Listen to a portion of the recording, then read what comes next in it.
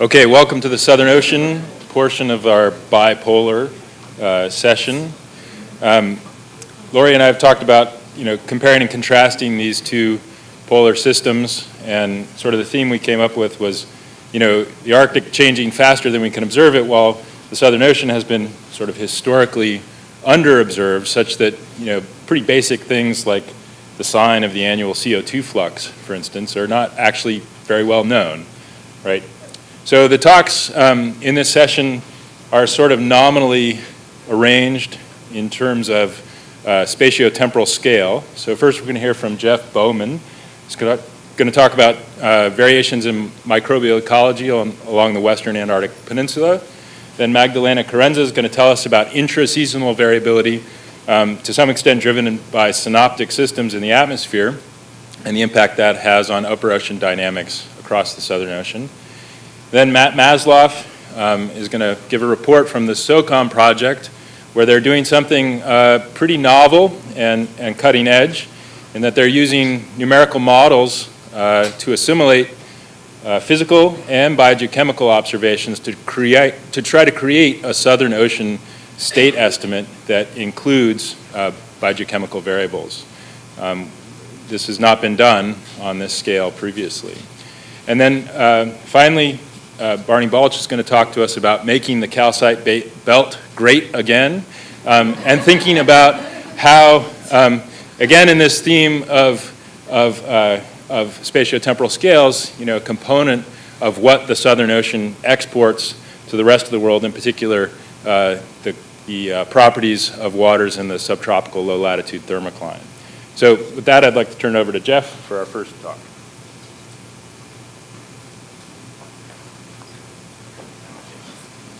Hello. Hello, everyone. Thank you to the organizers for the opportunity to come and talk a little bit about our work. So I should caution that I came up with this title before I knew exactly what I wanted to talk about, so it's not going to quite hold perfectly, but what I wanted to do was start off with the concept of exchange by way of an introduction to the WAP marine environment. So I'll talk a little bit about the exchange of subpolar with polar ecosystems in this region. I'm going to talk about rearrangement through a Seascape unit view of ecosystem dynamics along the West Antarctic Peninsula. And then I'm going to end with the concept of change, and we'll talk a little bit about gene expression analysis of light acclimation during the winter-spring seasonal transition. So for those of you that are not familiar with the Western Antarctic Peninsula, what we have here is the Antarctic continent. This is the peninsula region here, projecting up northward. This is the northernmost part of the Antarctic continent. And it's also one of the most rapidly warming. In fact, this is one of the most rapidly warming places on Earth. So what we see in the color here is degree change per decade, averaged over the last 50 years or so. Now over on this side, we have animation is looping through several years of sea ice extent across the seasonal cycle. And so you can see the advance and retreat of the sea ice. And what I want you to pay attention to is the location of the West Antarctic Peninsula with respect to that ice edge. So even at the maximal ice extent, the peninsula is never very far from the ice edge. And what that means is that very small perturbations, very small changes to the oceanography of the region, for example, can have an impact on whether ice is present or absent. And this has big impacts on the ecosystem. So the question is, are we seeing an exchange of the true polar Western Arctic Peninsula ecosystem for the more subpolar ecosystem? Now, we already see a gradient of these two ecosystem types along the peninsula. So up here at the northern end of the peninsula, in, for example, the South Shetland Islands, we have what's really a subpolar ecosystem. And down at the southern end of the peninsula, for example, down at Charcot Island, we have a true polar ecosystem. And where the inflection point is between those ecosystems is presumed to vary in time with response to sea ice and climate. So there's been a noticeable decline in sea ice over the last couple of decades along the Western Arctic Peninsula, although I should caution that in recent years, this trend seems to be reversing. We've had some pretty phenomenal sea ice coverage years most recently. So we can see this in these plots here, and the way that you read these sea ice cover plots, we have months on the y-axis here, we have years on the x-axis, and the color is giving sea ice concentration. We have three different locations here. We have Andros Island. This is where Palmer Station is, midway along the peninsula. We have Adelaide Island, where this is where the British base Rothera is, a little further south. And then we have Charcot, which is fairly far south along the peninsula. And we can see that as we move out in time, there's a lot of interannual variability But there is at all three of these locations a general movement towards less sea ice extent in a temporal context, and also a lower concentration of sea ice. And this changing sea ice cover exerts multiple influences on the ecosystem of the West Antarctic Peninsula. So first off, decreased sea ice cover means increased light. So there's more light that's available for photosynthesis. So for those of you that do not work on sea ice, I thought I'd show this little video so we can get a sense of what it looks like underneath the sea ice. A couple things to note here. One, it's very dark. There's very little light penetrating through that sea ice to drive photosynthesis. For those of you that worked on dissolved gases, you'll notice all of these bubbles collecting on the underside of the sea ice. The sea ice is a very effective mediator of the transfer of gases from the ocean to the atmosphere. And then last, you'll notice a little bit of green coloration to the bottom of the sea ice, and this is from the sea ice algal growth. And those algae are growing there because this is the preferential location for light and nutrients in their environment. Now, in case the video wasn't convincing enough, these are par profiles from below that sea ice. So what you're looking at here, this is actually a par profile from open water nearby, so we see the expected logarithmic decrease in light availability. These two profiles are from below that sea ice. If we take the 1% light level as kind of the cutoff point where photosynthesis stops being a viable way of making a living, we see that we hit that really fast underneath the ice. So there's very little space for primary production to take place below this ice. Now, decreased sea ice cover also means an increase in vertical mixing.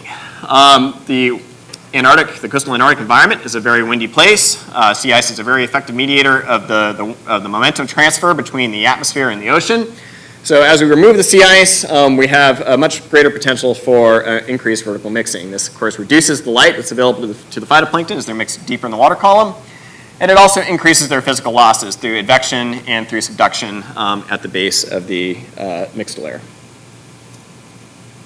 So sea ice, like porridge, needs to be just right for the ecosystem to reach an optimum with respect to primary production. And we can see this in these plots here. This is chlorophyll as determined by satellite ocean color for several years, averaged across several years. So what we're looking at here is October, so this is pretty early in the spring. These plots are showing the ice edge in gray here at the start of the month and in purple at the end of the month, and then of course the color here is giving the concentration of chlorophyll. So we can see that as the season advances, the chlorophyll maximum is really following that ice edge in. So it's kind of using that ice edge as that optimum set of conditions where there's a little bit of ice to dampen the wind stress, but not so much that it's blocking all the light to drive photosynthesis. Now we can see this play out on a spatial scale here as well. This is work by Montes Hugo et al. In 2009, and what they used was several years of ocean color records to look at decadal shifts in chlorophyll biomass. And what they found here is that there seems to be a decrease in both cell size and chlorophyll biomass in the northern part of the peninsula, and an increase in the southern part of the peninsula, and you can see the inflection point really nicely defined right here. So this is raising the question, are we seeing a decrease in optimal conditions along the northern Western Antarctic Peninsula and an increase in optimal conditions along the southern Western Antarctic Peninsula? And this is an open question, but this is a reasonable supposition. So against this backdrop of ecological change, the Palmer Long-Term Ecological Research Project has been studying ecological processes along the Western Antarctic Peninsula since about 1993. The major part of the LTR project takes place on this ship here. This is the Lawrence Gould. The Lawrence Gould goes down every January and occupies a set of hydrographic stations in this grid space that's boxed in yellow here.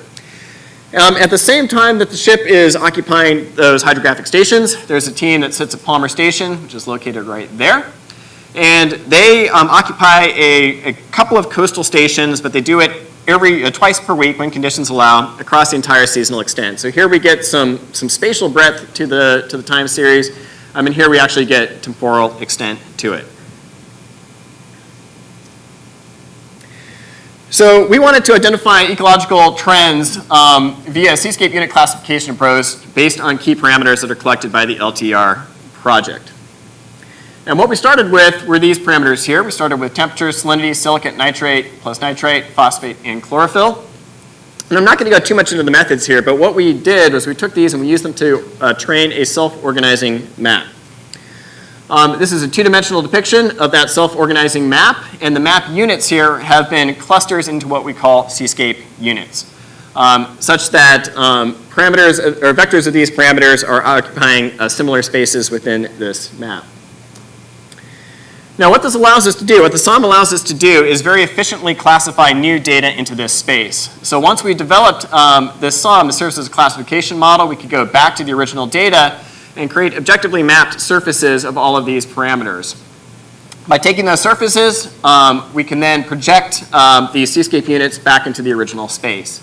And that's what we have here. So this is the distribution of Seascape units across the surface, the 1 meter depth surface during the 2005 cruise year.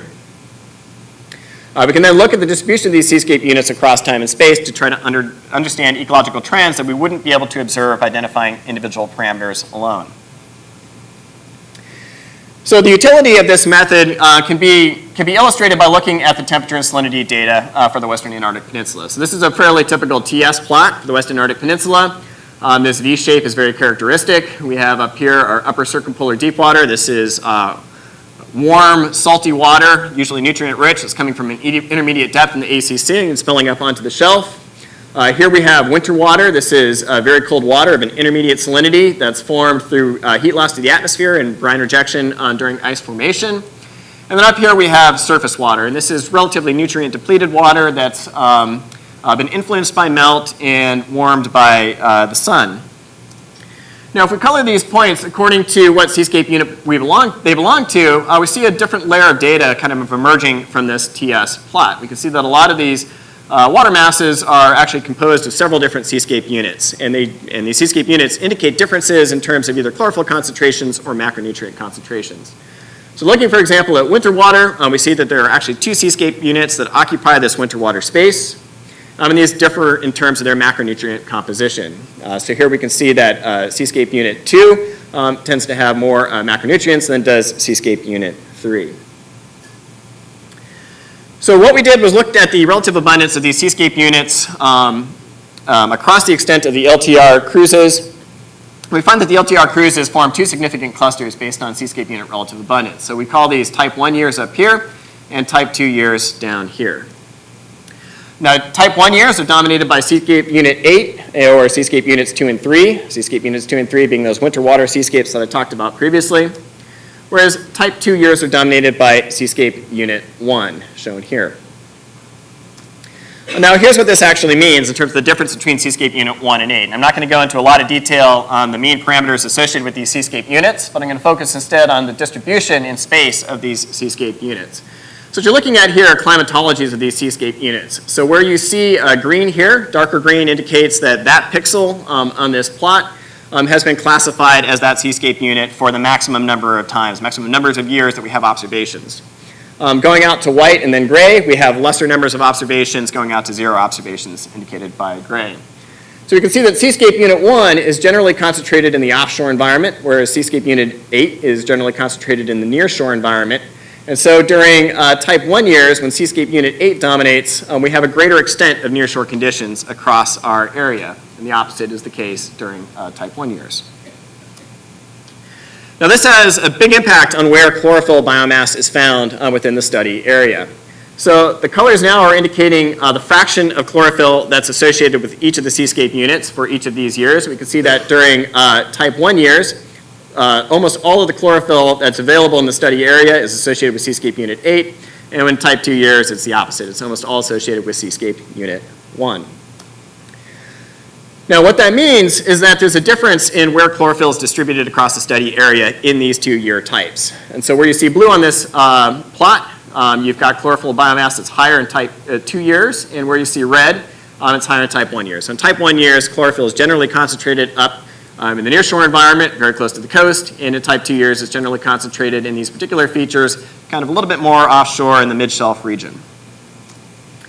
So we're very interested in what physical drivers of this system might control the distribution of these Seascape units and thereby determine the type of year that we are experiencing. We've done quite a bit of work to try to investigate this. We looked at time-lagged modes of climate variability including the Antarctic Oscillation, the Pacific Decadal Oscillation, the El Nino Southern Oscillation, as well as various indicators of ice conditions. So we have the fraction of within pack ice open water, and ice extent.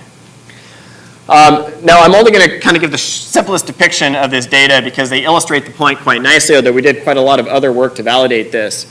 The two Seascape units that are most tightly correlated with these variables are shown here. This is Seascape Unit 1, Seascape Unit 2. You see that Seascape Unit 1 is positively associated with springtime open water conditions and negatively correlated with springtime ice conditions. The opposite case is true for Seascape Unit 2. So what that actually means is that in type 1 years, spring pack ice is extensive and consolidative. Typical nearshore conditions predominate. Seascape Unit 8 is more extensive. Winter water is more abundant, and there's more chlorophyll observed in the nearshore environment. The opposite is the case in type 2 years. Spring pack ice is reduced and fragmented. Typical offshore conditions, i.e. Seascape Unit 1, are extensive. Winter water is less abundant, and more chlorophyll is observed in the mid-shelf environment. And I would argue that this results from a suppression of an earlier bloom by wind in those type 2 years when sea ice is less extensive. We simply dilute the bloom down earlier in the year so it can't establish. But this also indicates that these spring ice conditions, which occur well beyond the observational horizon of the LTR program, can exert a really strong impact on the ecosystem in January. So it's almost a forensic exercise in January to go and look at the temperature, salinity, and nutrient profiles and try to determine what occurred some months prior when the bloom was actually establishing out on that retreating ice edge. All right. So I've only got about 6 minutes left, and I'm going to tell you or give you a little vignette of a second project on a very different spatial scale looking at the effects of ice on this ecosystem. So in spring of 2015, unusual ice conditions provided an opportunity to study the evolution of the spring bloom below the sea ice along the Western Arctic Peninsula and also in the nearby marginal ice zone. So what you're looking at here is a Landsat image of the southern end of Andros Island. This is Palmer Station right here, and this is Arthur Harbor. Arthur Harbor is not a place where ice normally establishes itself in the wintertime. The ice in this area typically drifts in and drifts out as pack ice. But we had some unusual years recently where landfast ice, it's actually anchored to the shoreline, has established itself within this embayment. What this allowed us to do was actually go out and establish a station on the ice where we could repeatedly sample through the ice. At the same time that we did that, we were also able to continually sample at our regular sampling sites out in the marginal ice zone. So what this did was set up a nice natural experiment where we have conditions of no wind and no light underneath the ice here. We took water from below that ice and we put it in an incubator to simulate a 10 meters depth at Palmer Station. This represents conditions of high light, but a stable water column, no wind. And we were also able to continually sample out at Station B, where we have moderate light and wind. So what this matrix is showing you is when we were able to take samples. And obviously we were really constrained by the environmental conditions and the safety of working out on the sea ice at this time. But we have our experimental progression here, and these are when we were able to sample triplicate samples for gene expression analyses from each of these sample sites. So what you're looking at is the strength of the response from different inferred organisms in these samples based on the number of differentially expressed genes. And I'm not going to go into detail on the methods of how we've done the gene expression analysis in this case, but the basic idea is that we're dealing with metatranscriptomics, but we disaggregate those data by mapping it back to reference genomes or reference transcriptomes. So we really have a whole bunch of parallel transcriptomes that we are evaluating. So we're looking at a whole bunch of pairwise comparisons for a whole lot of genes on reference genomes or reference transcriptomes. Now I'll draw your attention to this group down here that seems to have a very strong transcriptional response to the conditions that we tested them under. And these are the identity of these reference transcriptomes here. So we have a group of Thalassiocyra. I don't think that this represents a particularly high level of diversity within the Thalassiocyra. This is an artifact of our mapping, but nonetheless, it illustrates the presence of the Thalassiocyra-like organism. And then we have Corythrum pennatum, Catastris neogracile, and Dentinella convervatio. Now, if we take those 8 reference transcriptomes and our points of comparison of interest, and we expand that out to see what genes are differentially expressed across those points of comparison, this is the big messy matrix that we get. There are 5,664 enzymes observed overall. 1,077 of them are differentially expressed by somebody at some point in time here. So we need a way to simplify this down and identify the best stories to pursue further. The way that we came up with to do this is to look for genes that are consistent major contributors to the first principal component across each genome of interest. And I'll break that down a little bit here. So this is looking at Catastrophes neogracile. If you perform a principal components analysis on all those pairwise comparisons, or all the enzymes and all those pairwise comparisons, this is a plot of that. So the vectors on here are indicating different genes that have a differential expression pattern and their degree of differential expression with respect to the different pairwise comparisons that we've made. So for example, the largest contributor to the first principal component is this vector right here, which corresponds to a fatty acid oxidation complex. Now, the degree of whether it's up or down regulated with these different points of comparison is arbitrary with respect to the sign of the first principal component. So you need to go back to the original data to determine what it is. It turns out to be down regulated for points of comparison on this side. So for example, out here, where we have station B, day 22 versus ice station day 19, that's a down regulation of this fatty acid oxidation complex. And the opposite would be the case here. So essentially, as we move from conditions of low light to conditions of high light, we are upregulated, and as we move from conditions of higher light to lower light, we are downregulated. So this is expanding that back out and looking for the top contributors to the first principal component across all of those 8 target reference transcriptomes. Quite a bit to tease apart here, but the main point is that all of these are really different. So the transcriptional responses to these conditions are widely different across all of the diatoms that we're evaluating through these reference transcriptomes. This is a useful way of looking at just the data for the Catastrophes neogracile that I introduced previously. This is a weighted gene correlation network analysis based on differential expression patterns, and I've color-coded the nodes here according to their contribution to the first principal component. It's nice to see when these different methods converge. So here we have our multifunctional fatty acid oxidation complex. It's sitting at the center of this very large lipid catabolism cluster. So all of these enzymes that are identified here are represented by genes coding for some kind of lipid catabolism process in our original data. So from this, we raise the hypothesis that lipid stores are rapidly consumed when stable or preferred growth conditions are encountered. So that kind of makes sense. These organisms are sitting underneath that really dark ice. They're not under any kind of diurnal control. They don't know when they're going to experience light. All of a sudden, they're exposed to the light. They have reason to, evolutionary, they have reason to believe that they're going to get continued access to that light once they encounter it. So at that point in time, they can burn up their lipid stores in order to generate new biomass and get ready to grow. All right, I've just run out of time, so I'm going to move through the summary fairly quickly and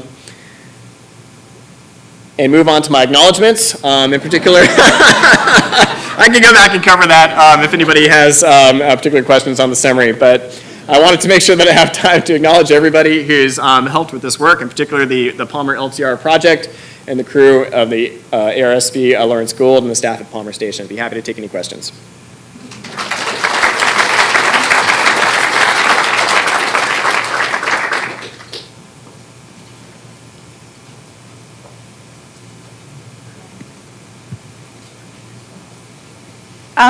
I was wondering if you look at those cells under the microscope, can you see lipid? Can you see the lipid stores, and can you see them change? I wish we had had the foresight to do that. Going back, I mean, this really begs now for experimental work to kind of validate these things. So we've got some really exciting ideas for experiments, and that's definitely something that we need to do. We've also been talking to Ben Van Looy about doing lipid omics in connection to this. We do have samples for that. We just haven't analyzed them yet. So I think that it's going to be great to develop that in terms of an actual phenotypic observations to go along with our gene expression analyses. Here, I think the lipid story you mentioned was really interesting, but I wonder if there are other storage compounds in those cells, like carbohydrate. Have you seen any signals on those? Not yet. In my experience so far with these data, it's a little bit harder to tease out the carbohydrate story because the enzymes are a little bit more multifunctional with respect to that. If others in the audience have ideas about how we can tease that apart or on other storage molecules we might look for, I would be more than happy to hear about them. Hi, Jeff, Patty Matrai Bigelow. Could you go back and So there's the work, the 2009 paper that says that sea ice is decreasing, chlorophyll is decreasing. You don't need to bring it, I mean, you Right. want to. In the north, but it's increasing in the south. And then it's all going too fast. You have the Seascape analysis that you've done. Can you then bring up those results back to that? Because now from the Seascape, you're going east-west when he did north-south. And so could you please comment and combine the two? Thanks. Yes, so we would love to do that. The area that is consistently covered by the LTR falls, the northernmost extent of that falls right on that inflection point between where they observed decreasing chlorophyll biomass and increasing chlorophyll biomass. So unfortunately, the Seascape analysis, based on just the available data, is focused from that inflection point down. I would love to find more data. I know that NOAA has a little bit of data from their work further north on the peninsula. I don't think that they have all of the parameters that we use for our classification model, but I would love to try to see this extend up to that really variable north where we've seen evidence of bigger shifts. Please state your name and your institution when you ask a question. Adrian Marchetti, UNC. So in terms of your Seascapes 1 versus 8, did you see any distinct patterns in the composition of the community? Were they different from each other? Not yet, in part because we don't really have the data for it.